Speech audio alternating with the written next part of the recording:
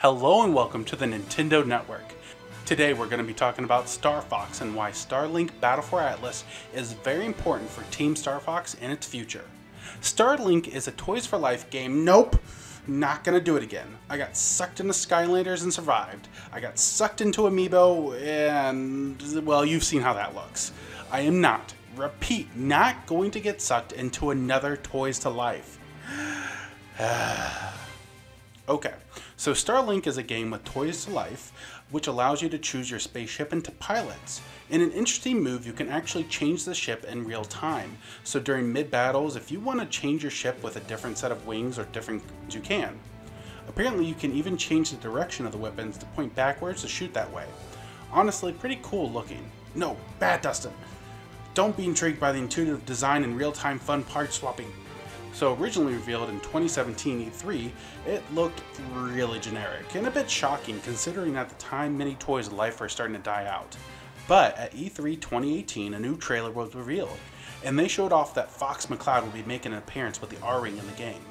It was a really neat cameo, we all thought. A space adventure fits perfect with him and the Star Fox crew. Ubisoft even gave Miyamoto the first toy model of the R-Wing and Fox. A nice progression for the relationship of the two companies. First Mario and Rabbids, now this. But it was still a little bit odd. You see, the Star Fox universe is kind of in trouble. In 2016, Star Fox Zero came out. After what seemed like a long development time, and then a last-minute delay from being a 2015 holiday release. Such a last-minute delay that it was advertised in the 2015 Toys R Us Big Book of Toys as being released that November. Side note, this picture took way too long to find. And if you are in any sort of Nintendo circle, and I assume you are being as you're watching this, you know how well Star Fox Zero was received. Weird controls with the gamepad, retelling the same story, and retconning any development Adventure, Assault, and Command gave the characters in the world. Oh, and retelling the first game again! Thank God other Nintendo franchises don't do that. Moving on. Even before Zero, the previous game in the Star Fox series to be released was Star Fox 64 3D, the series seemed to be in a bit of trouble. In an interview with Miyamoto regarding Star Fox 64 3D in 2011, he said, in what was reported as a joking manner, that if the game was not the best-selling and the best in the series, then the series as a whole would have to be discontinued. Yeah, I don't know how jokingly that truly was. First off, what? It's scary to think that this is not the first time Nintendo has said such a thing. They did the same thing with Fire Emblem Awakening, but in that situation it fully revived the franchise and made it amongst Nintendo's most popular. And we can assume that Star Fox 64 3D did good enough, as Zero is a thing. I'm not here to review Star Fox Zero, but it is obvious that it caused the franchise to take a hard hit.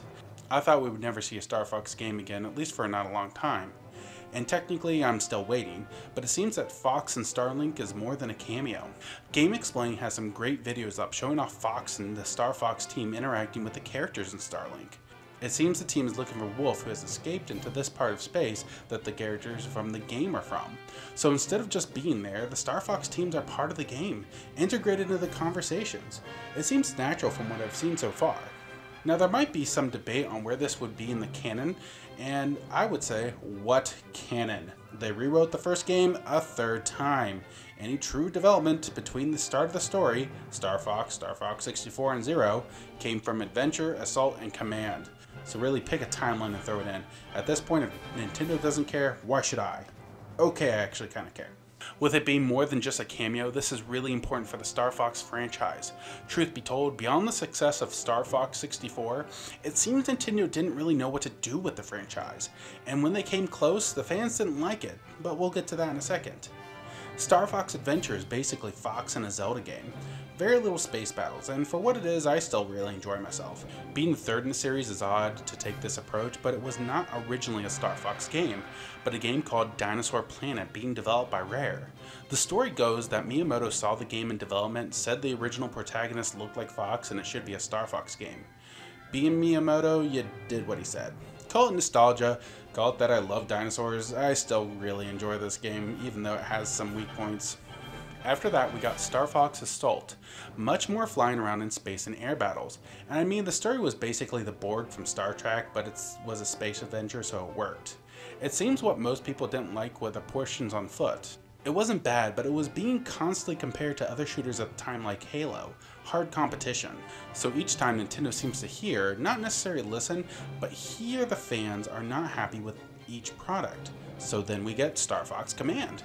In it, you get a map similar to Starfox 64, and you can play as 10 plus pilots, and there are multiple endings. I think there's a canon one, but as mentioned, the canon is pretty dead at this point.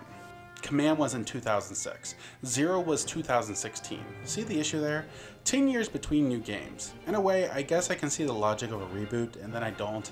I honestly hate reboots. I'd much rather know how things are going in the universe we knew and loved. We are now 2 years between Zero and Starlink. I think Nintendo is going to be watching this game very closely, looking at the sales numbers and seeing how the Switch version compares to the others. Does Fox have the draw to support making a new game? Should they make a gamepad accessory for the Switch? Sorry, I won't give Nintendo any ideas. The Big N has a lot of big names, and maybe it doesn't always seem like there are huge gaps. With games like Smash Brothers, you still see Fox, Samus, Nest, and many others in every generation. It gives a false sense that they are still alive and well. In particular, Fox is in grave danger. The franchise, even if Starlink does great, could still not come back for a long time. So what can we do as Star Fox fans to help? Well, the obvious one would be to buy Starlink, and if you think it looks fun and you want to, please do. But Toys to Life is not for everyone, so I don't blame Star Fox fans who don't get it. You're not turning your back on the franchise. So what else? Well, be vocal. Look, you may not want to admit it, but Nintendo is not blind to us gamers. They hear us. They see what we are talking about on social media. This is why when Ultimate was being revealed, Reggie said that Nintendo hears that Waluigi was highly requested, and such things are taking to Sakurai. Now, does it do anything? Not for that one.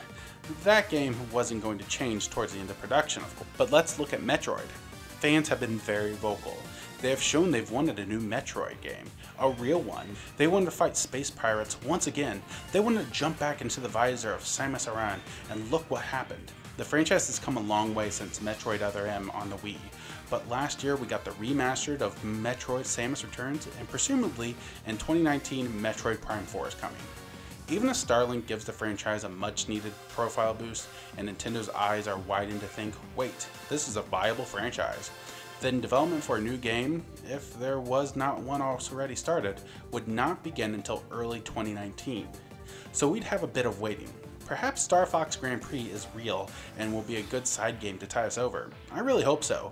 I demand General Scales as a playable character. The partnership is not only good for Star Fox, but it is also good for Starlink. A new IP is always risky, and using the Toys to Life gimmick, albeit a unique twist, garners its own risk as well. From interviews and seeing the game in action, I can tell the Starlink team have a passion for this project. And even though I spent the majority of the video saying Star Fox is knocking on death's door, Star Fox is the boost the game needs to get attention, notice, and exposure. Yes, the Star Fox content is only on the Switch, but that alone boosts the name of the game more and more. All of this is coming from a Star Fox fan. I've loved the franchise and characters since playing Star Fox 64. No one likes seeing their beloved characters get ignored. And I wanted to throw my support towards Starlink and show Star Fox as a franchise worth investing in and worth putting effort back into. I wish I could get Starlink on release date.